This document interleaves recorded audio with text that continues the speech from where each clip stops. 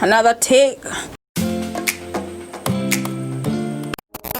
Hi everyone, welcome back to my channel. My name is Mercy Kiando. For those who are new, karibuni sana sana.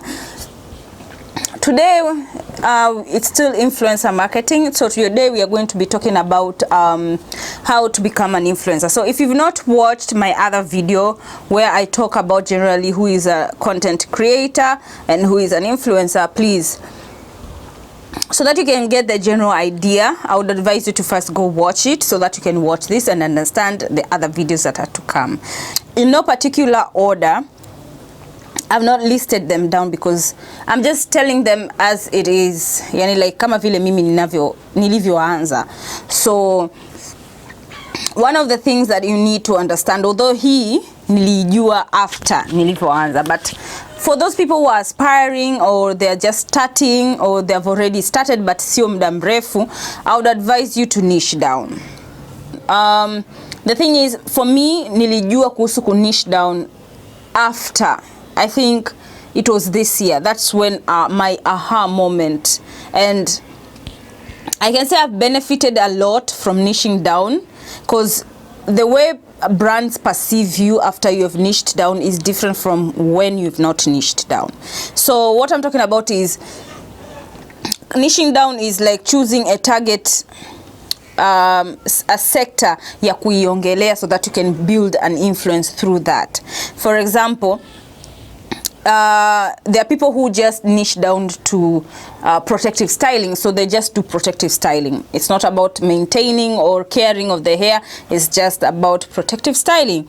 So that is the kind of influence. So if it's about protective styling, it means that every hair extension they will know about and they will talk about it. So they will influence according to the hair extension, whether synthetic or virgin hair, or even braids, because that's part of protecting, or even scarves or head wraps and such kind of things.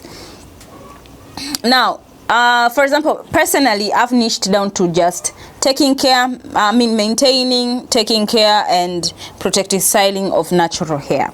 So I've not been specific kiasi hicho because I didn't want to limit myself, because at the end of the day I still do protective styling, I still do just natural hairstyles, I still give content on how to take care of your natural hair, because that's my lifestyle and I didn't want to limit myself. And that's the other thing, when you're niching down, do not limit yourself to the point that you won't be consistent in the creation of your content.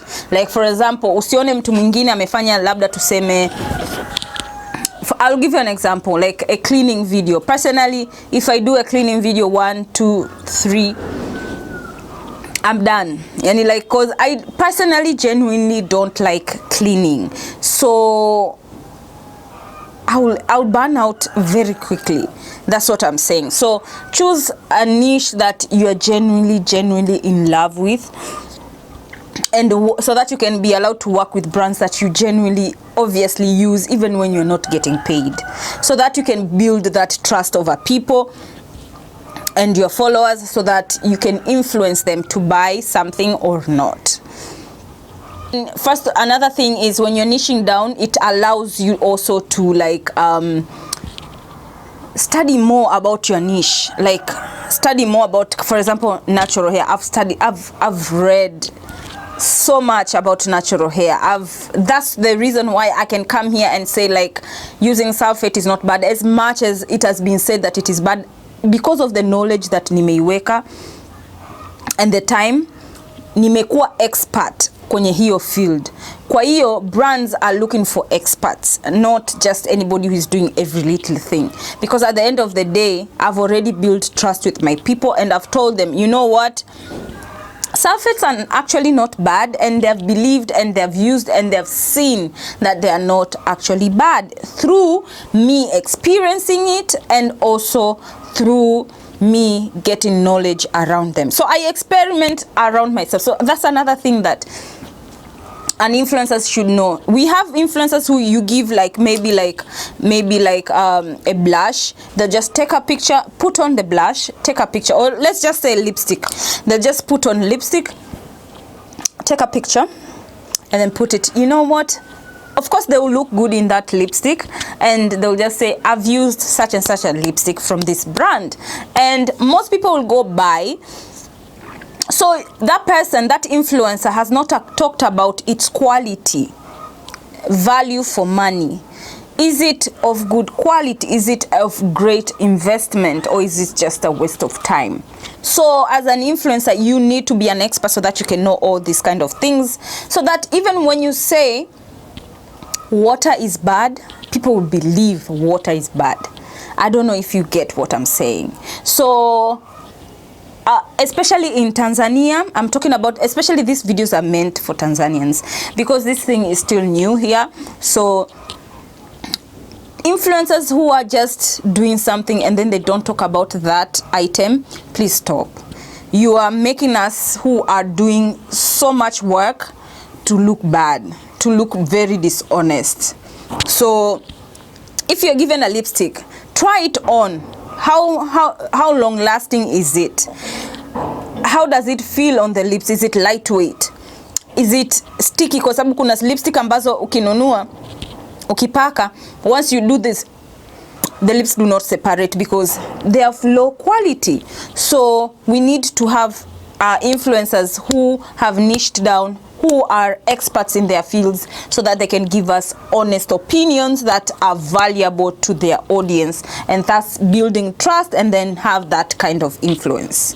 Okay, so how are you going to become an influence if you do not have a platform? Because you need to be seen out there. Your work needs to be seen out there by your audience, so that an audience can come and they're like, okay, this is good, let me stick here and see how it goes.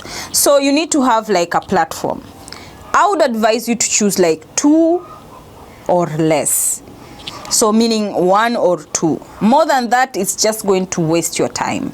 Personally, that's my opinion. So I would advise you, for example, I have Twitter account, and this year I was like, you know what, I should give it time.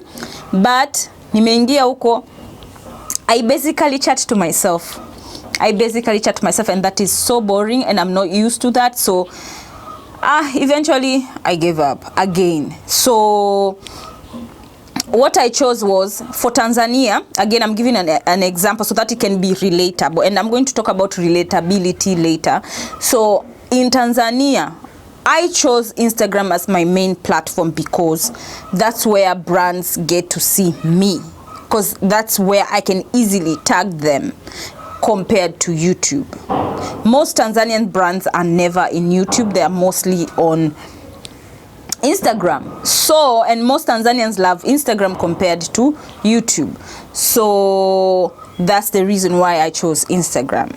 So, and the thing is, I love YouTube because it's lengthy and I feel like you're more free there.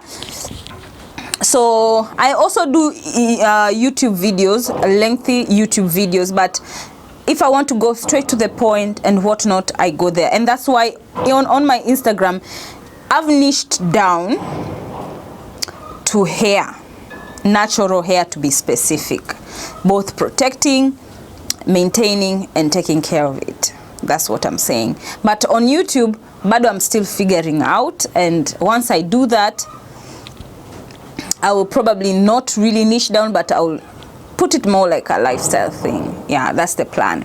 So that's what I'm saying, like choose a platform that is relatable to you in your place. So do not choose Twitter if in your country most people do not like Twitter. Do not choose what is it called, podcast, if most Tanzanians do not watch podcast, do not listen to podcasts. So unless that's the few people that are listening to podcasts are your target audience. That's the thing.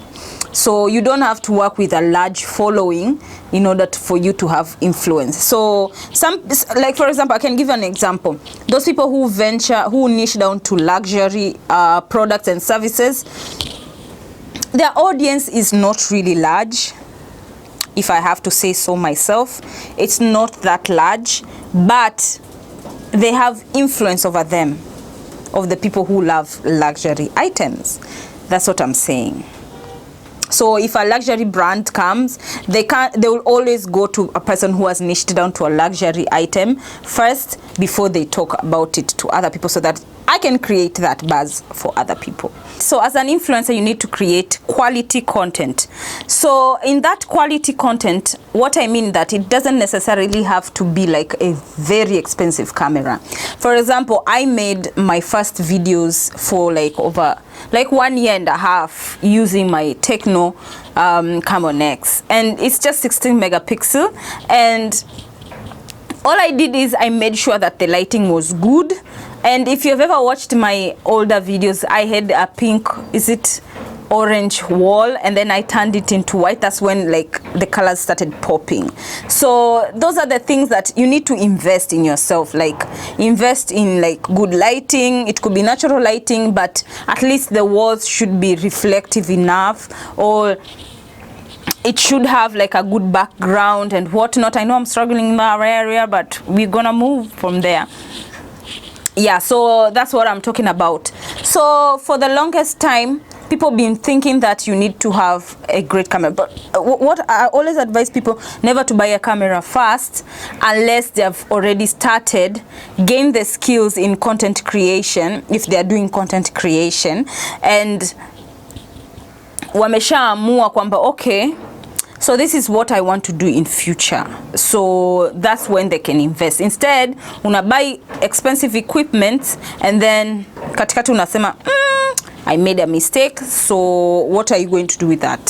So that's what I'm saying. So you don't have to have the most expensive items, just use whatever you have, good lighting, good phone, and good audio, because guys, I would rather watch a good video a video that is standard but the audio is inasikika. That's what I'm saying.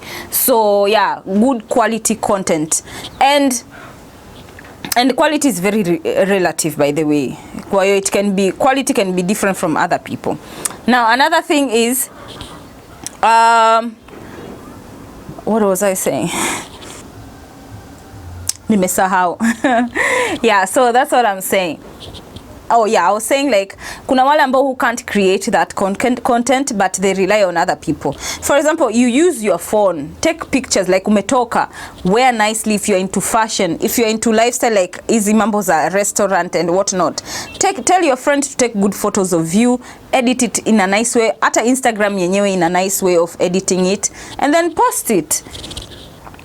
Yeah, and then it becomes content for you, good quality content for you and for the people who are following you, because after all, wanakufuata wewe for a reason. Yeah. Another thing is the relatability part. So if you're making content, for example, your audience is Tanzanians, and yet you're making content, for example, things that are not available in Tanzania and they can't be shipped to Tanzania, then that is not related. I don't know if you get me. Let me tell you an example. For example, Trevor Noah. Trevor Noah is a comedian. One thing that I love about that man is that I can relate to him. So I want to explain what is relatability, how to be relatable means. So why I relate to him, his jokes are funny and I can see the humor in it, and I can really laugh, but 90% of his humor is very relatable for every African, in the sense that he talks about the way of living of African community, which is very similar to every African community here. Not just here, like it is very similar to African community.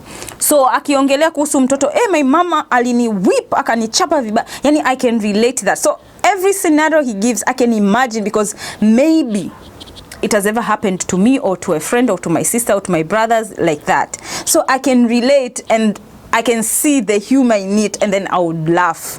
So that's what I mean, relatability. So for example, I don't know if you get me when I say to be relatable. For example, if your target audience ni watu ambao wanapenda kuvaa vizuri, sijui nisemeje. Oh yeah, relatability ni kwamba, for example, you have a big person amenunua something.